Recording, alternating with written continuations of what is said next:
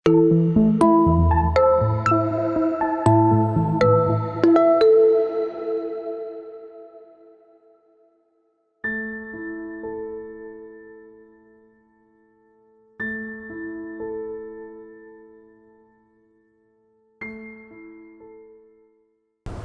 Hotu, Dhammaputris and Dhammaputras.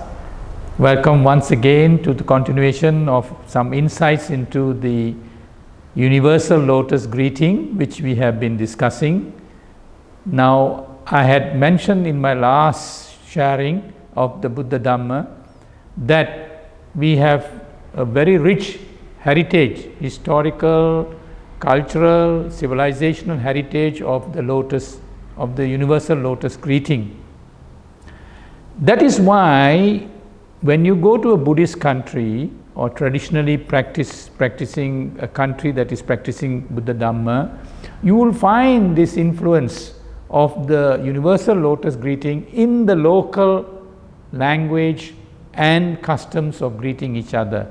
For example, in Sri Lanka, you greet each other Ayubowan. The Anjali is there, the Namaskara is there, and the lotus symbol is there. When you go to Thailand, they wish each other Wei. Wei is the traditional Thai greeting of greeting each other, and they have continued this practice of expressing metta and karuna, mudita and upeka in the daily practice. Now, it has also, as I mentioned earlier, been a passport. When you wish somebody Sukhi Hotu, automatically you become a member of the Buddha Dhamma and a Dhammaputra and a Dhammaputri.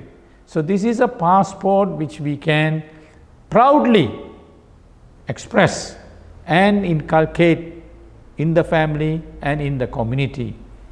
Now, coming to the modern world that we live in today, what is the relevance of this greeting? In fact, some of you will wonder, maybe historically it is relevant, but maybe modern day it is not relevant. I tell you, and I tell you very, very sincerely, that the greeting, the lotus, Universal Lotus Greeting is far, far more superior than the modern Western greeting in English of good morning. I ask you, when you wish somebody good morning, what is so good about the morning? What do you read in the newspapers? When you read the newspapers, you read horrible, horrifying news of murder, of rape, of all kinds of crimes, of terrorism, of bombs going here and there, and innocent people dying. And today, absurdly, people are dying by the thousands because of the coronavirus. And we wish each other good morning. It doesn't make sense. There's nothing good about the morning.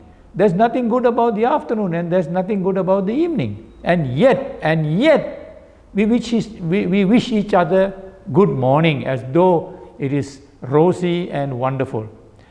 Sukhi Hotu, on the other hand, means that you are wishing the person, may he be well and happy always. The good morning, good afternoon, good night is not wishing the person, it's wishing the part or the time of the day. When you meet the same person in the afternoon, you say good afternoon. When you meet him in the night, you say evening, you say good evening, and in the morning you say good morning. So you're not wishing the person, you're wishing the time of the day. Does it make sense? No. Now, with the heightened coronavirus pandemic, it has become necessary now to have social distancing. In fact, you shouldn't say social distancing because it is physical distancing, it's a wrong term. You have to distance yourself physically. And so you cannot shake hands like in the Western accustomed way we have been acculturized to do. We have a rich history of the lotus greeting. We have given that up or thrown that away, and we have been culturalized to use the Western greeting. Now I invite you to acculturalize yourself with the universal lotus greeting and follow the no touch new norm of greeting. You cannot touch each other when you greet, you cannot shake hands, and practice this in a confident, meaningful, graceful way. In fact, world leaders have already started to wish each other with the universal lotus greeting. We need to also educate them and teach them that they should also incorporate the word Sukhi Hotu to the lotus greeting. Many of them are unaware. We can't blame them because we have not taken the trouble to explain this to the whole world. This is a challenge, this is an opportunity to all Dhammaputras, all Dhammaputris and Dhammaputras to take it upon themselves to promote this wonderful universal lotus greeting so that the whole world will now benefit from this greeting, and also we will be able to promote the protection and safeguard of the environment, because the Buddha demonstrated his respect, his namaskara to the Sri Mahabodhi upon getting enlightenment. That is the kind of teaching that the Buddha had incorporated in the namaskara.